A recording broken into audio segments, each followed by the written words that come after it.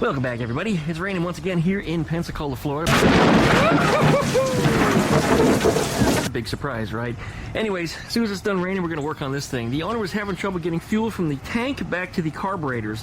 When he would jack the front end of the car up, the fuel would flow out of the line like it was supposed to, but the pump itself wasn't working, so I had recommended an electric fuel pump to eliminate the mechanical fuel pump's drawing of air out of the line problem that it has. So sometimes the tank goes empty, blah, blah, blah. You might have issues with that. Electric pump, no such problem. So that's what they want to install on here. They've also got some other problems, so we're going to try to work through them. You'll see it right here in this video. This 1971 Squareback is returned.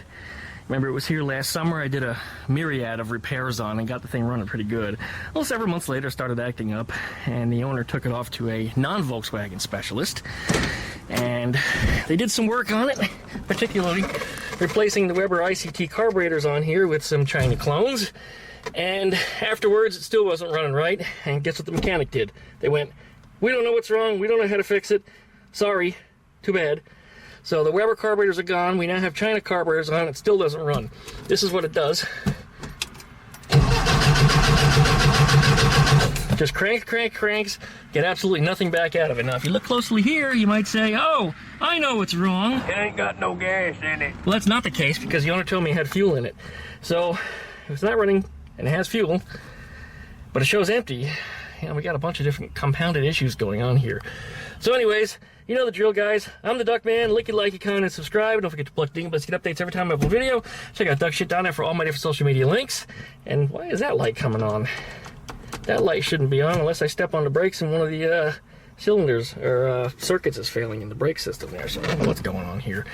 Anyway, yeah, it's an automatic. So we'll be doing a little sorting on this thing, getting it figured out. Thanks for watching, guys. We'll be back right after the intro.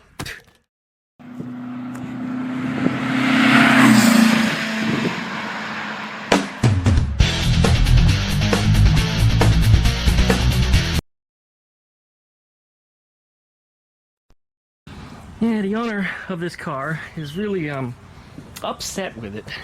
And she just doesn't believe in it anymore because it keeps breaking on her. But you know, if you're watching my channel, these old Volkswagens, well, they're a little less than perfect and things happen to them. And they often need a lot of love and attention.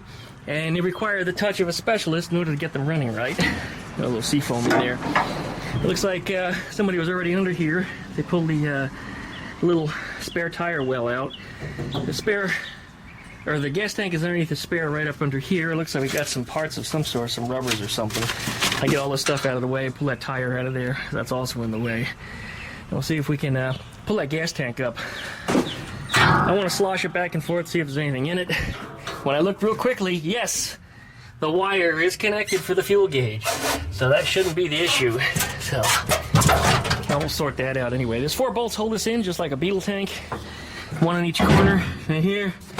Right here, 2 more on the other side. You got the wires for the fuel gauge.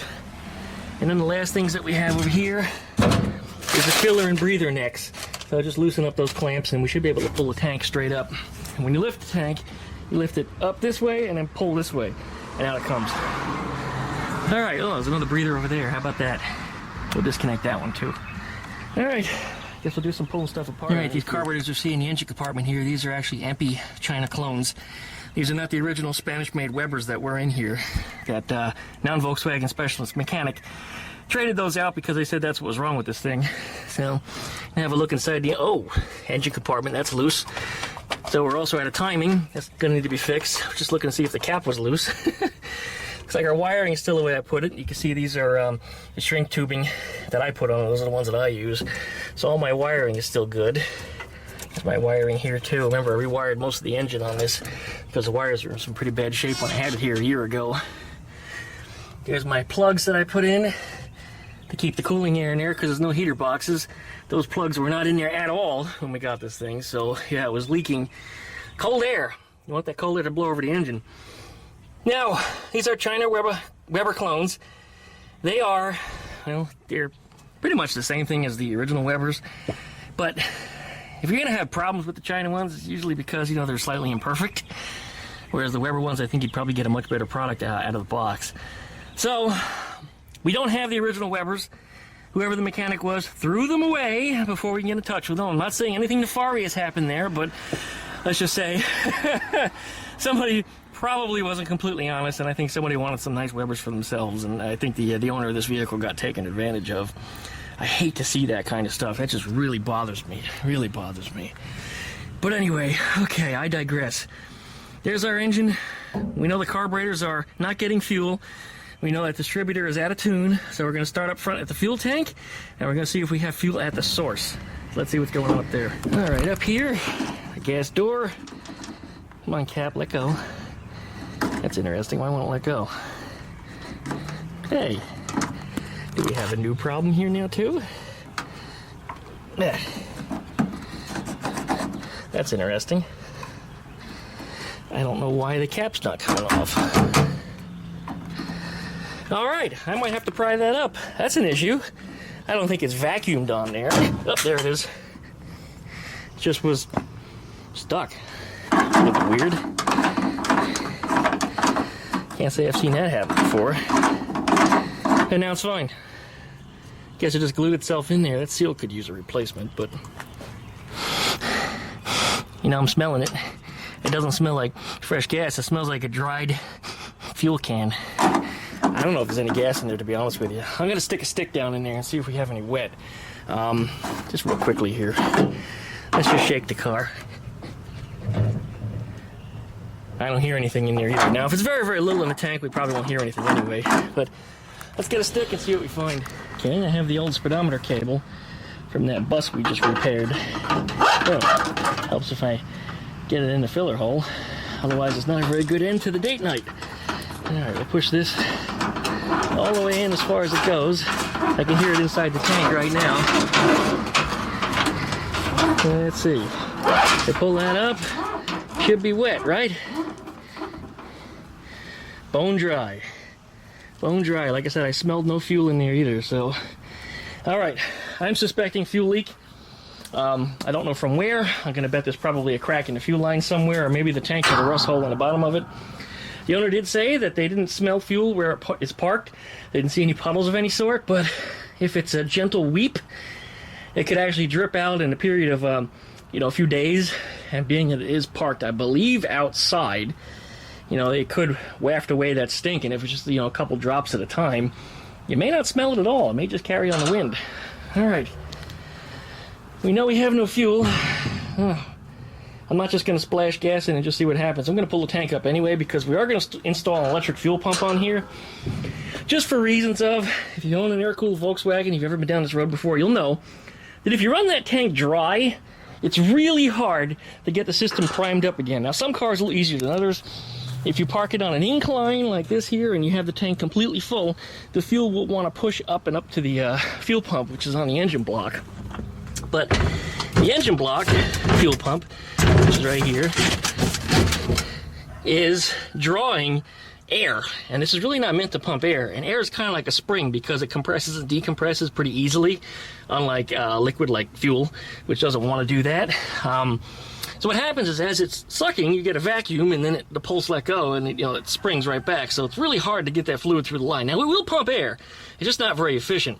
And if you do run your tanks dry, one of the things that you can do to try to start it is, number one, fill up the tank, and two, pour a little fuel down inside the carburetors, because if the carburetors are wet and you can get the thing to fire up and turn over, once that engine spins up and it gets a little bit of speed, it'll push that pump a little harder, and then it will draw fuel. So one of the little tricks there that you can do, something I do recommend if you ever do run your tank dry. Otherwise, don't run your tank dry. But yeah, the fuel pump that's back here is also susceptible to vapor lock because that line, again, it's under vacuum. And if the fuel starts to boil in the line, then you have, again, a gas that's trapped in the line, and this doesn't like to pump air bubbles, and that's what it's going to do. So vapor lock situation will go away because we'll be forcing fuel from the front, where essentially the pump will be submerged because the weight of the fuel pushing down onto the pump will always keep the electric pump primed, and the electric pump will pressurize to the rear. So no more vapor lock crap. And it's kind of interesting. Hearing a little tidbit of knowledge. And that's that for every 1 foot that the tank is over the carburetor, you have 1 psi, I think it's a half psi. Correct me if I'm wrong, somebody down below in the comments. I believe it's about a half psi for every 12 inches up you go. Now the gas tank sits On the Type 3, almost even with the carburetors, so you have virtually no pressure going back to the carburetors at all, unless it's on an incline, then it's higher. So yeah, again, it makes it even harder for that pump to draw, because it's vacuuming on the input side. Alright. I'm tired of talking. Let's get something done. I'm running out of breath because I'm doing it. Ah! Somebody called me out the other day. Duckman, you're always out of breath. Your health must be a mess. No, I just talk too damn much and I run out of air. Uneventful as it was, I removed the bolts, removed the clamps and the filler necks and all that stuff without recording the video. But if this is installed the way it should be, up underneath here should be a fuel line and a fuel filter. That's where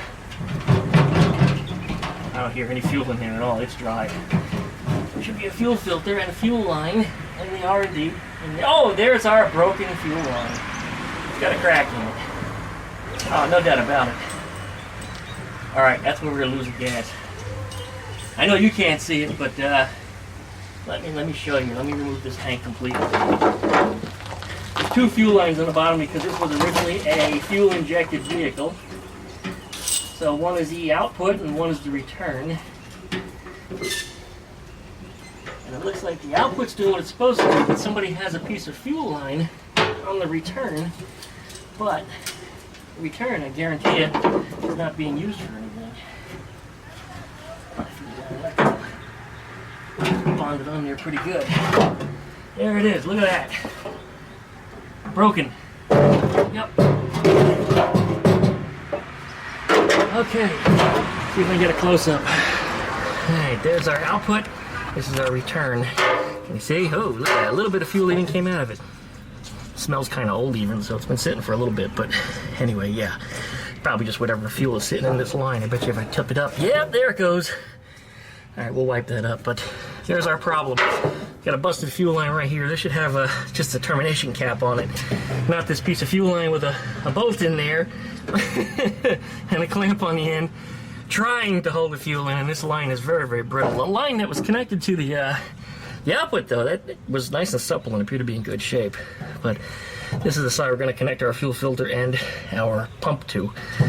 Alright, so let's get this off of there and try to get this fixed. I get a couple pictures here for the owner, because I'm sure she's going to be curious. But yeah, there it is. I don't remember where I left off, because it turns out I have a new neighbor. You might remember the house that was on fire over there with the U-Haul truck. Last summer. Well, anyway, the house has been rebuilt. We got a new owner. New guy from California, tired of the old politics over there, and decided to come to Florida. More and more people are doing that, I'll tell you what. Anyway, this fuel line you saw was cracked earlier, and then as it started bending it back and forth, it snapped. So we're going to put a plug on this instead of this bullshit fuel line repair. Then we're going to hook our fuel pump and filter directly to this. And then we're going to mount it probably in the axle beam right here. This is where the stock fuel pump would normally live, and there's no reason why we couldn't put our aftermarket one in there. In fact, that's the same thing I did to Ruby. Our fuel line is right here. Here it is. This is soft and supple. It's in good shape, but it's probably going to be too short for what we want to do. So I think we're going to just pull it out and replace it anyway, especially since we got all new stuff to go with. And then we'll take these little rubber gogies here. It'll push these back in where they belong and solve that problem too, because you don't want these fuel lines rattling against the chassis, because it will wear a hole in the fuel line. Ask me how I know, right? Alright. Far out. Okay. There we are. This is what we got underneath here. You can see some of the brake lines that I installed in there last summer. That's right, we installed rear discs on here. I can see that's the residual pressure valve that I installed, which makes the pedal much firmer. Alright, well, that's where we're at. Well, that's the remnants of the old line that went on the return. So what we're going to do is we're going to seal this up and plug it. Since we're not going to use fuel injection on here anymore, I probably could get a bolt and thread it right in there with enough Teflon tape on it and solve that problem. Let's see what I have as far as rubber plugs are concerned, though. And we'll just try to get a plug put on the end there and get it covered. So, how bad a shape is this fuel line in?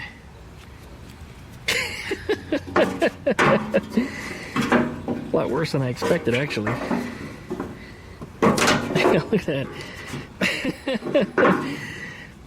And I was surprised that it probably was just a small crack, but as I was pulling out the gas tank, I'm sure I made it worse. But, yeah. So this is completely shut. that will go straight into the trash can, which is right there. Here's our fuel pump. Links down below in the video description.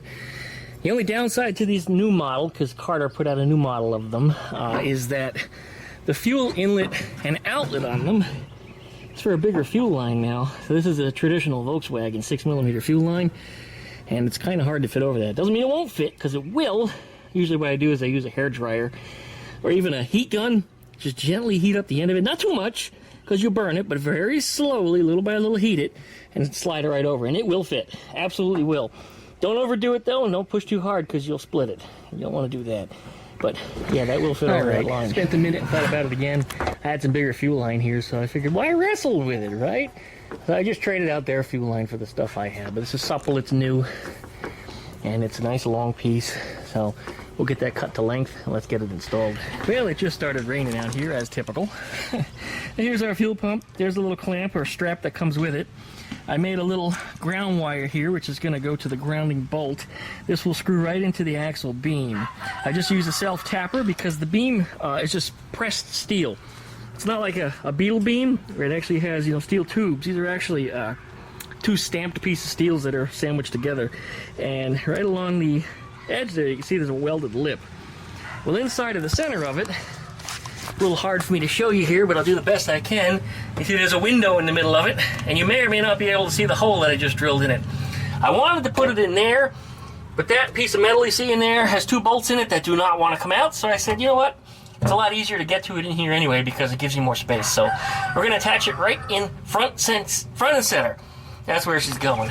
All right, let's get it. All right. We've got our fuel pump hooked up. Here's our inlet line, and I routed it this way on purpose because the outlet on the tank goes to my left hand or right hand side on the car because I am facing the car backwards, so it'll go just like that. The outlet loops around and goes to the inlet, which is right back there.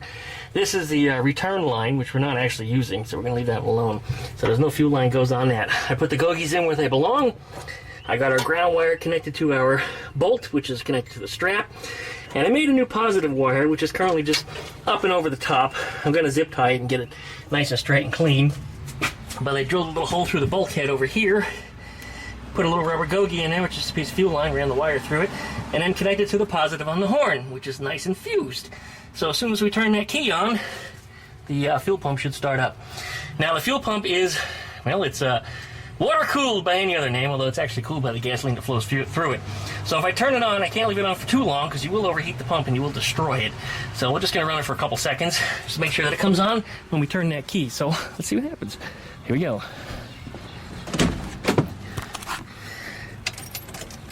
I hear it already. Here we go. See, it's running. Fantastic. All right, let's turn that key back off. We can start putting the fuel tank back. All right, you can see the fuel line there. I left it a little bit extra long because I'd like to be able to lift this tank up in the event I need to service it again. So that's why that's up like that. But otherwise, clamps are tight on it. I'm ready to drop this tank in place, put all the topside stuff on, bolt it in, blah, blah, blah. But yeah, we're almost done. The ground wire in there. I'm going to snug up that bolt. Put our fuel gauge wire on here. And I have not installed our nuts yet, or bolts I should say, to hold the tank in. But all the connections have been made topside here. All the hoses are on. The breather on that side is tight, which it was loose before. It's now snug. So we should be able to throw gas in here. And if I turn that key, well, not only should it pump, but it might actually start. Let's see what happens. All right, I'm not going to put too much in here, maybe a gallon or so. Because if this thing leaks, we want to know. Well, we got a leak, but it looks like it's in my nozzle. All right, put that cap back in. Give it about 5 minutes. We're gonna look and smell and see if anything's leaking anywhere. All right, turn that key back on. There we go. Now we'll go listen to the fuel pump. It's probably gonna sound different because not only is a tank in it, but now it's got gas in it. Yeah, so it's a lot quieter than it was. Good. It's taking fuel. Probably, I smell gas back here actually. It may be a little tiny leak back here. We're going to investigate, tighten all these hose clamps down. There's a lot of them back here. There's a very, very light smell of fuel back here. Don't smell anywhere else but here. But that tells me the gas is getting back this far. All right, Well, timing is wrong. We know that because the distributor is loose. And we'll see if it starts. I mean, it might. Here we go. With no chokes on these carburetors. And it's already starting. Well, clearly it's stumbling, probably because it's over advanced. So, let's retard it a little bit. Go a little more in Biden mode. Here we go.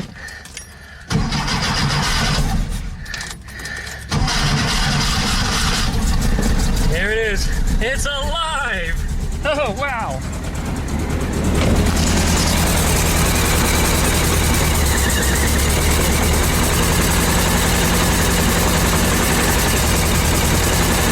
Well, we'll get that tuned in the way it's supposed to be, but there it is. Hasn't been running in months. It's alive. It is cold. We do need to let it warm up. But I need to go through that and just make sure all the clamps are tight. I do see that this fuel line, the throttle cable is sawing through it. Not my work. I routed this underneath. Somebody else did that. I'll be fixing that. That's bad. It's rubbing here too. All right. But anyway, it's running again. We're good. Do some fine tuning on it. Make sure everything else is good.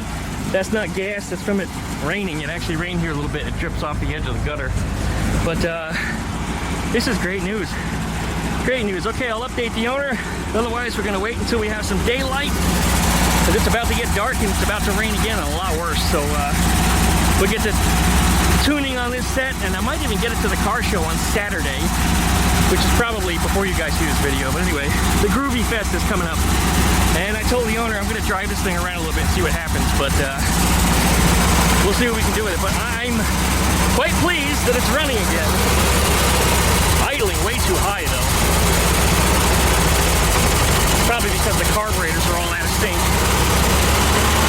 Oh, yeah. Carburetors are way out. That is a disaster. All right, we're going to fix that, too, but not today. All right, shut it down. We're going to call it a night. I'm going to get me some dinner, and I'm going to bring the birds inside. Time for everybody to go to sleep. All right, thanks for watching, guys. We'll be back in the morning. The following day. Well, we're back, guys. I decided to let it warm up a little bit before I decided to do anything in here. I'm about ready to do the timing, as you can tell. I got out my timing light. I also rerouted the fuel line and got it out of the leakages. So no longer is anything coming in contact with moving parts. So it won't eat itself up anymore. But listen to that idle. Absolute crap. That is not right. And if I just touch the throttle, it speeds up even more, which tells me there's either a intake manifold leak or the carburetor's just way out of sync. And I know they're definitely out of sync because when I push on the throttle, that side opens first, that side doesn't open at all. So they're definitely out. So let's get the timing set now that it's warmed up. Boy, that thing idling so high. This is the way the previous mechanic let it go back to the customer too.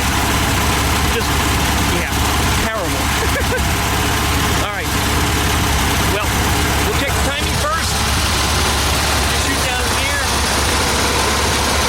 We'll get that set, and we'll be back in just a minute. All right, this is louder than hell, but I'm going to do the best to tell you what's going on. I had to completely stop what I was doing because I discovered that the idle and mixture screws, particularly on the right side, don't do anything at all, or very, very little. That's usually indicative of a vacuum leak, and kind of a major one. I can't bring this idle down from where it is. But here's how we check for a vacuum leak. A little bit of carburetor cleaner. There, the engine speed changed. It came up because it was getting more fuel. The carburetor cleaner acted as fuel. I gotta take that carburetor off and reseal it. The other side doesn't seem to be affected, but that one's not right, so off it comes. Got that carburetor pulled up. The studs came out of the manifolds because somebody put nylon lock nuts on there. Not something I would have done. Typically I use, and you guys have seen me, use the 11mm brass nuts that I can actually get a tool on. These, really hard to get tools on, and it doesn't help that it's a damn lock nut. You can't spin it off easily, so the whole damn stud had to come out. So, I don't know whose bright idea that was, but that's not the way it's supposed to be. There's the gasket that came out from underneath there. And this is the side that wasn't tight. It was the inside side. And you also notice it happens to be a little whiter, which usually means that that's where your intake leak happened to be. Especially if it's a large volume one, it'll actually clear a spot on the gasket. And that's what it's done here. So what we're going to do is we're going to put this gasket back in. I'm going to put a little Permatex on it and seal it up. Simple stuff, you just paint it right on and then bolt it all back together. And hopefully that resolves the vacuum leak issue. Then we can start tuning this carburetor, at least attempting to. I don't know what size the jets are in any of this stuff, being this Chinese stuff. It's not as well or pre-thought out as the Webers are. Webers usually come pretty well set up for sea level with minimal changes, if any. But these China ones, I have no idea what's inside of them. And I guess it's probably easy to take it apart, but we're trying to be budget conscious here for the owner. She wants it to be done inexpensively, even though it's been pretty badly bodged up and it's gonna need some work. I'm trying not to run over on a budget for it. Try to be, you know, nice and honest, keep it clean, and get much fixed as possible here. All right, well, there it goes. Let's paint this thing back together. Approximately 10 hours later. All right, this is one of the few times that I'm ever ending a video on a bad note. You notice it's idling a lot better, but this is as low as I can get the idle to go. The only way I can get the idle this low is by completely removing the idle screws from both carburetors and then retarding the timing back till it's so poorly out of tune that it idles. That's not the way to leave it. I can't leave it that way. This is wrong, absolutely wrong. I've been out here all afternoon fighting with these things, making sure the intake manifolds are all sealed up properly, making sure every vacuum line is on there the way it should be, making sure the linkage was doing what it's supposed to be, and nothing works. Nothing works right. I don't know what to do other than give the owner bad news on this one. This one is very, very disappointing. And the only thing that I can say is wrong is that it's those China carburetors that are on there, particularly the right side one. I cleaned it, I had it apart. The only reason I'm recording this is because it just pissed me off to no end that I even had to do it. And this is the best I can get it to run. And it's so far out of tune that you couldn't let it go this way. It's gonna get terrible gas mileage, it's gonna have no power. I can't leave it this way. So I have to have one of those come to Jesus discussions with the owner and find out what she wants to do with this car, because yeah, those carburetors just not going to get it. And I know she doesn't want to put much more money into it. I can't slap a Band-Aid on this one. I can't. I mean, maybe I can, but I couldn't ask anything for it because that's a bullshit repair. I don't do bullshit repairs. I do it right or I don't do it at all. And I don't know, I can't put my name on this. I just can't. Absolutely not. So, we'll have that discussion and, well, there'll probably be another video coming up. We'll see what happens with this one. But I was hoping to take it to the car show tomorrow. I figured I'd get it tuned, and I would take it to the Groovy Fest. It's not happening. Anyways, you guys, getting dark out here. I'm getting tired, and I am so pissed off at this that it's time for me to just shut it down, relax, and revisit it tomorrow. So anyways, you guys, licky, likey, comment, subscribe. Don't forget to select the English to get updates every time I upload a video. Check out Duck Shit down there for all my social media links. And, well, we'll get back to you soon, you know, universe willing, and shut the sucker off. This is the other problem it has here, too. It's also overheating. See, it does that crap. And that's with the timing retarded. Not advanced, retarded. So clearly it's running too hot. Something else is wrong. There's a hot spot. And one of these cylinders, or maybe multiple. So, anyway, I need to fix that, too. And even with the timing retarded as hell, and it's just, it's still not quite right, so I don't know. I gotta figure this one out, guys. This one's a good one. This one's a good one. Start by eliminating the trash. Gotta get rid of them China carbs. Thanks for watching.